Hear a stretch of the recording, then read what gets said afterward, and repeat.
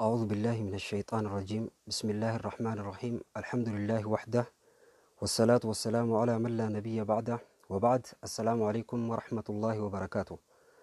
وبلينك يا خن إسلاما الراس إن شاء الله لامسو مجبابا كدين قدا في دردين سنيدو في قصة جبابدو تكتكاو ودو جبابدو فكينيا كورسا أجايبه في كيسا قبدو تكان سنيفديرو في جت إن شاء الله خنافجا ربي سبحانه وتعالى وربك هندت خيري دلقو وريرو هند وان خيري تراك ودفرت ربي نهاتا زسو يتشاي قال إن شاء الله سينا قامي إن شاء الله سينا ليادا ربي ندبو ورقم جنتا لهاتو ربي نهاتا زسو شيريس وليف قدا إن شاء الله وبليان خيسان كإسلام هند بير إرغانتون أكا جيسو شير ولي قدف هندقتنا جتو فديت إن شاء الله. ربي اشرح لي صدري ويسر لي أمري واحلل عقدة من لساني يفقه قولي. دوبب بليانكيا سينان سدي مال جتي واي جرى سدي دبتي جو سينان تنيا جباب دون جو فديتي عفوا سينان تنيا جباب دون مال جتي واي جرى سدي دبتي جو دبا أرانتا كاف توكو زمن توكو خيسا موتي توكو تو مال غودي والرئيس وجه حجتو خيسا نما سدي فيدي جو دبا نما سدي فيدي مال غودي اورو تكتي ارغي تيما اورو سان دقا اورو سان كيسا وانيا دمو بريدا فيدا خوتا خيشا خنا isin hundinuu qiisha kana sadeen tokko tokko guutaa fi daa'ii jee ergee jechuu qiisha itti kannee du'a. Yeroo kana jarri sadeenuu qiisha mataa isaanii fudhatanii deeman. Eessatti deeman? Gama ooyiruu deemanii jechuu du'a. Qalbiin na hordofaa. Gama ooyiruu deeman. Ooyiruu tana hoggaa dheqan isaan sadeen keessaa tokko maal dalagee mootichi arra wanni nu ergeef akkuma nuti waan kana guunneef nu laaluufi malee waan kana ittiin haajamu bareedaa fidee fokkotaa fidee namni laalu hin jiru. Kanaafuu maaltu na dhibee jee fuudhee qoshaashaa fi kan bilchaatinii fi habadee fi hunda itti guuree keesha san guutee geessee jechuudha. Inni lammaffaa immoo maal godhee hanga takka qoshaashaa itti guuree fokkotaa itti guuree jiraas itti guureeti hanga bareedaa tokkos guuree gubbarra haayee jechuudha. Akka nama bareedaa guuree fideetti gubbarra hanga cinaa ol hanga bareedaa godhee geessee jechuudha. Inni sadaffaa immoo maal godhee obboleeyyan Islaamaa mootichi waan kana nu ergee mootichi ammoo wanni nu ergeef waan kana nurraa laaluu deema waan kana yoo fedhe itti haajamee ta'uu mala ani bareedaan guuruu qaba waan mootichi hin feene takka guuruun qabu jeeti bareedaa qofa guuree jechuudha. Bakka kanatti wanni nu galuu qabu maali? Bareedaa guuruun laffaatitti haajama obsa fedha yeroo fedha tattaaffii fedha as deemee achi deemee bareedaa walitti qabee yeroo saahiboota isaa tana daran itti fudhatee bareedaa qofa guuree fidee jechuudha. Hoggaa kana duba isaan sadeenuu mooticha dura dhiyaatan qiisha isaanii haguutan kana fidanii dhiyaatanii jechuudha. Mootichi maal godhe jara sadeen kana isaan sadeenuu qiisha isaanii hafidanii wajji fuudhaa mana hidhaa naqaa jeen duba. Mana hidhaa naqaa mana hidhaa keessa baatii lama haa ta'an baatii lameen tana keessatti nam tokko dhufee isaan gaafachuun qabu jeen. Nam tokkos qonqoo itti fiduun qabu kophaa isaanii hidhamuu qaban isaan sadeenuu mana hidhaa kophatti hidhee jechuudha. Kilaasii kophaa kan namni dhufee isaan gaafachuu hin dandeenye hafirri isaanii qonqoo fiduu fi dandeenye kilaasii kanatti hidhee jechuudha. Baatii laman kana yeroo hidhuu maal godhe isin sadeenuu qiisha fiddan kana nyaadhaayii jeen. Isin sadeenuu qiishuma fiddanii dhuftan kana nyaadhaa. Abbaan kaan guurees isin sadeenuu walii dabarsuun hin ta'u namni biraa dhufee isin gaafachuu hin ta'u qiisha fiddan kana isaan sadeenuu haa nyaatanii jee ajaja dabarse fuudhanii jara mana hidhaatti darbanii jechuudha. Subhaanallah. Wanni ta'uu deemu duba maali obboleeyyan? Inni duba qiisha bareedaa fide qiisha bareedaa qiisha isaatti waan bareedduu qofa guuree fide san maal godhe itti qanani'ee nyaachaa bahee jechuudha. Nyaanni isaa ilaa baatii lameen sirritti isa gahee baatii lameen itti qanani'aa bahee jechuudha. Inni lammaffaadhaa ammoo wal keessa godhe san cinaa fokkotaa godhee cinaa ammoo itti yaadee bareedaa guuree fide san. Inni kunis duba akka tahee yeroo garii faxara dhiisaa yeroo garii laaqana dabarsaa yeroo garii immoo lameen nyaatee hiraata faa dhiisaa akka tahee garaan isaa duba beeltii akka dachitti isan galchine akka tahee achi dabaree jechuudha. Yeroo tana numa dabarse rakkoo hojjillee taatu duba akka kaanillee gahuu baatu. Inni sadaffaadhaa hawaan fokkotaa qofa guure san guyyaa muraasa booda numa du'ee jechuudha. Jiraachuu hin dandeenye duba. Duba jarri sadeen dubbiin isaanii tana fakkaatti. Obboleeyyan kiyya kan Islaamaa wanniin duba qissaa tana takka oduu tana dubbadheef maali? Gorsa ajaa'ibaatittuu oduu tana keessa nuuf jira jechuudha. jireenyi keenya ka duniyaarra jiraannu kunii fi dubbiin amma dubbanne qissaan tun wal fakkaattii jechuudha. Nuti hundinuu mata matatti obboleessi kiyya ka islaamaa obboleettiin tiyya ta islaamaatis anis nu hundinuu jechuudha.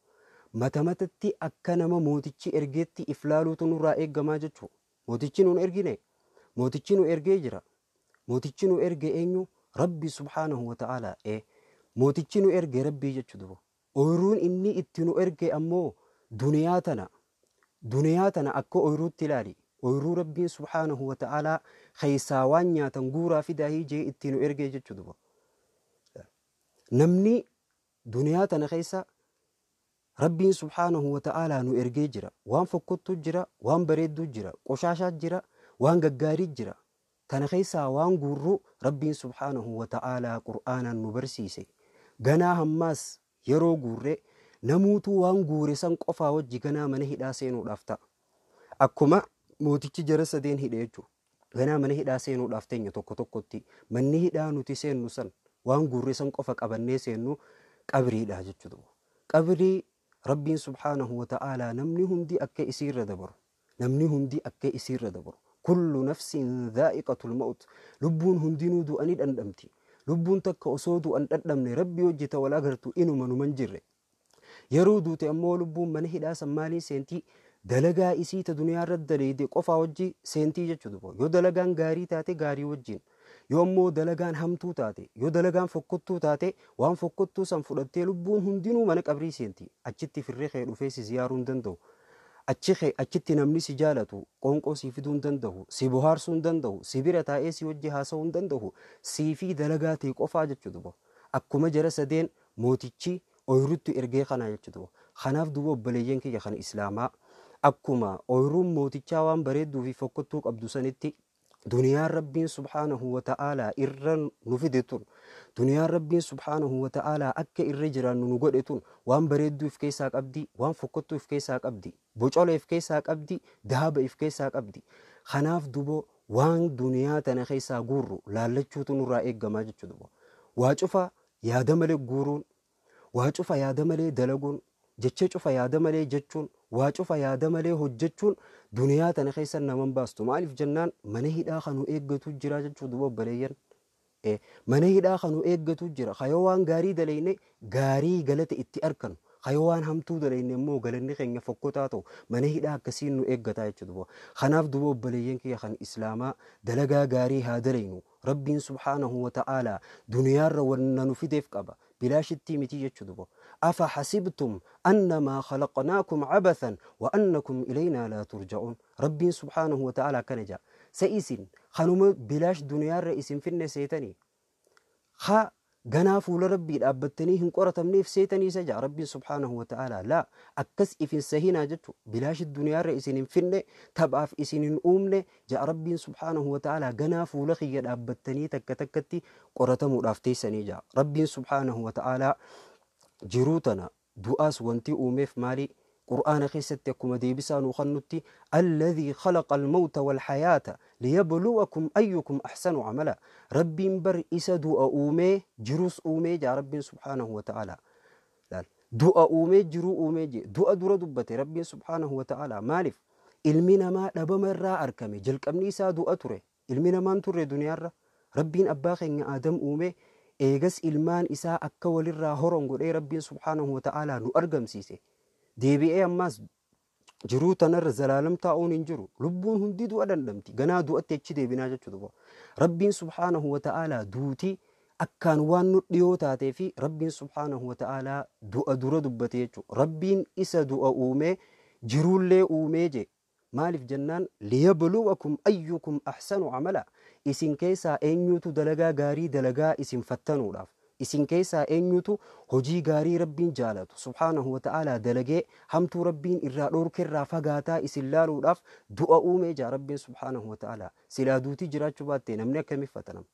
Silaa duutii jiraachuu baatte namni akkamiif gaafatama? Duniyaa irratti akka fedhe jiraatee waan fedhe dalagee deemaa jechuudha.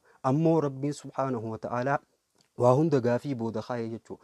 Kanaaf duba obboleeyyan kiyya kan islaamaa ربي سبحانه وتعالى ورغاري دلق ورهم تورا فقات ربي نهاقلو حديث ربي سبحانه وتعالى حديث القدس خيست جتش بريدا دبت توكو جتش سنينين اسن الراقولا باجتش سنتين ايرسو إن شاء الله ربي أنا في سنيس وروان أجد دلق ربي نهاقلو مال جاء حديث القدس خيست ربي سبحانه وتعالى يا عبادي إنما هي أعمالكم أحصيها لكم ثم أوفيكم إياها فمن وجد خيرا فليحمد الله ومن وجد غير ذلك فلا يلومن إلا نفسه يا قبرو التنكية دلقا إسين أرد دنيا رد ليدن غاري هاتاتو حمتو هاتاتو بريدو هاتاتو فقطو هاتاتو تقو هاتاتو قدو هاتاتو دلقا إسين أرد دنيا رد ليدن ولك أبيتين إسين يفعل كاياجا takka waliq qabeetiin osoo wal jalaa hin hambisne osoo wal jalaa hin balleessine qopheessee waliq qabee isinii kaayaa je eegasii ammoo guyyaa boru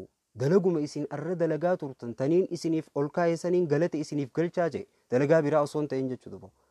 Kanaaf duba namni guyyaa qiyaamaa san galanni isaa bareedaa tahee waan gaarii na biraa arkate rabbii isaa haa faarsuuf je galata rabbiitiin jechuudha. Dandeettii isaatiin azaaba rabbii jalaan baane. dandeettii isaatiin jannata rabbiin arkanne dandeettii isaatiin miizaanni khayrii hin ulfaanne rabbii isaa haa faarsuu je namni khayrii arkate ammoo namni waan khayriin tahin arkate namni guyyaa boru hamtuu asirratti dalage arkate namni khayrii osoo hin carraaqqatiin asirratti lubbuu isaa diliidhaan dhamaasee qalbii isaa diliidhaan doomsee guyyaa boru fuulduree rabbii dhaqe ammoo nam tokko hin zigaalin lubbuma isaa qofa haa zigaaluu jaa rabbiin subhaanahu wa ta'ala maaliif jannaa rabbiin maraxannaa sii kanne duniyaa irratti وقل الحق من ربكم فمن شاء فليؤمن ومن شاء فليكفر حقني ربي خيسني خنو خنا حقني خنو خنا تك تجي الدسيباسات ربي سبحانه وتعالى ايغس مال جي نمني فدها امنو خفد امو ها كفرو جي مرغي سحر كجراجه چدبو وان فدي دلغو خدن دوسي ربي سبحانه وتعالى سحر كخايج چدبو namni khayrii guyyaa boruu arke rabbii isaa haa faarsu alhamdulillah haa jiru kharabbiin khayrii isaa irraa qeebalee galata isaa isaaf baay'isee guyyaa boruu jannataan qananiisee rabbii isaa haa faarsu rabbii kana godheef jechuudha.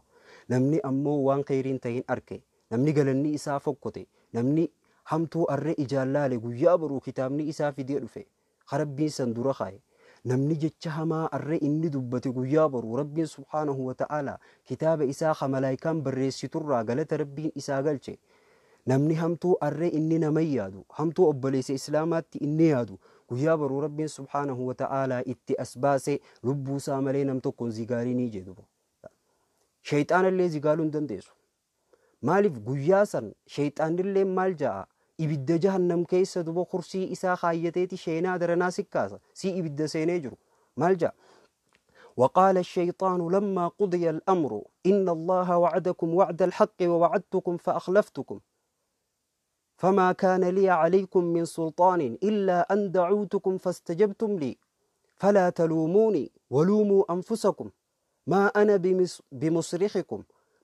بمصرخكم وما أنتم بمصرخي إني كفرت بما أشركتموني من قبل guyyaa baruu rabbiin subhaanahu wa ta'ala warra jannata naqee warra ibiddaa eega ibidda naqe shayxaanni ibidda keessa kursii kaayyatee da'waa godhaa jee khutbaa godha haasawa godha takkaa'uu duba haasawa isaa keessa maal jaa rabbiin subhaanahu wa ta'ala ballama dhugaatii isiniif seenee jaa shayxaanaa jaabee guyyaa baruu ballama dhugaan rabbiin isinii seene anis dhufeetiin ballama kijibaa isinii seene yerooni qabdaa amma itti fayyadami yerooteen dabarsin dardarummaateen dabarsin bilaashitti dubrumaateen dabarsin ummanni waan arkeeti as deebi'ee duba waan rabbii qara'a ati immoo ganaa waa takka nagarree yeroote itti fayyadamii siin jaaje dhufe toobachuun ni dhaqqabdaa bar boruus ni taati toobaan amata dhufuus ni taati haygizee fuute booda ibaada rabbii irra qacallu gadhaabbatta amma fittiin dhiphisinii dilii dalagii waan lubbuun teefeetu hunda guuti jeetiin dhufe ballama kijibaa sii seenaa jee ballama dhugaan ta'in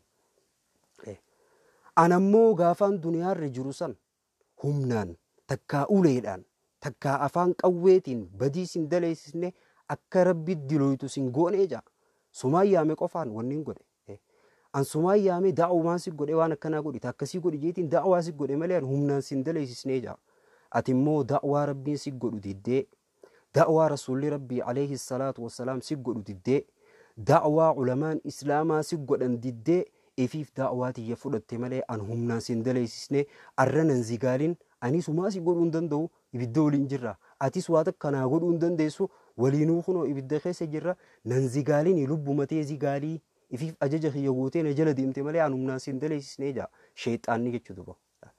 Hadiisa qudsii kareefuu rabbii subhaanahu wa ta'aalaa dubbanne san jecha rabbii isa wajja gooliif inni dubbiin takkaa jechuudha.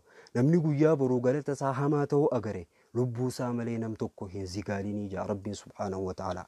Kanaaf duuba obboleeyyan kiyya kan islaamaa rabbiin subhaanahu wa ta'aalaa warra gamasaa deebi'u rabbiin haa godhu bakki jirru bakka itti ergamne jirra jechuudha.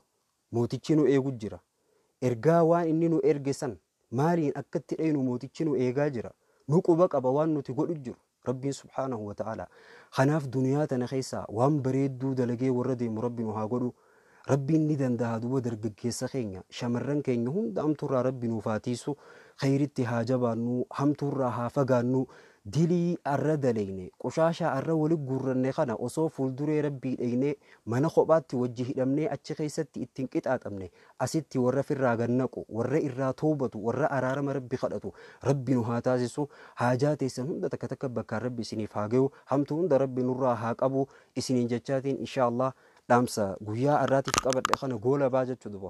Waan duniyaa irra daleeyne malee wanni nuti galata galfamnu takka hin jirtu jechuudha obboleeyyan. Kanaaf duuba diliin teenya hedduudha obboleeyyan islaamaa khayriin teenya ammoo xiqqasho. Zaman ammaa keessa khayriin hedduu nutti ulfaattee jirti. Kanaaf duuba khayrii teenyaas akka rabbiin tadaleeyne xiqqoollee taatu nurraa qeebalu. Ammallee khayrii nuti hin dalagin tanuu haftellee akka rabbiin nu laaffisee nu daleeysisu. ammallee rabbiin subhaanahu wa ta'aalaa badii teenya bocola keenya ka wali guurranne dilii mudhii nu kutte dilii gammachuu nu dhorkite dilii qalbii nu goggoysite nu dukkaneeysite tana rabbiin subhaanahu wa ta'aalaa akka nu araaramu rabbii keenya kadhachuutu nurraa eegama rabbiin subhaanahu wa ta'aalaa kadhaa teenya hunda rabbi nu haa dhagayu hamtu hunda rabbi nurraa haa qabu yaada muraada keessa rabbi isinii haa gootu warra diin islaamaa irra gad dhaabbatee duniyaan milkaawee aakhirratti illee firdowsiin rabbiin qananiise rabbi nu haa taasisuun isinii jaa inshaallah dhaamsa biraatiin hanga walit deebinutti inshaallah dubbiitii asittiin gabaabsa dhaamsa kana sheer waliif godhaa dhaamsa kana itti dalagaa rabbiin subhaanahu wa ta'aalaa warratti dalagu rabbi nu haa godhu anaa fi isinillee inshaallah jechaatiin isinirraa dhaamsa kiyya xumura dhaamsa kana fakkaatuun bareedaadhaan hanga guyyaa biraa walit deebinutti nagayaannaaf jiraadhaa. Assalaamu alaikum warahmatullahi wabarakaatuh.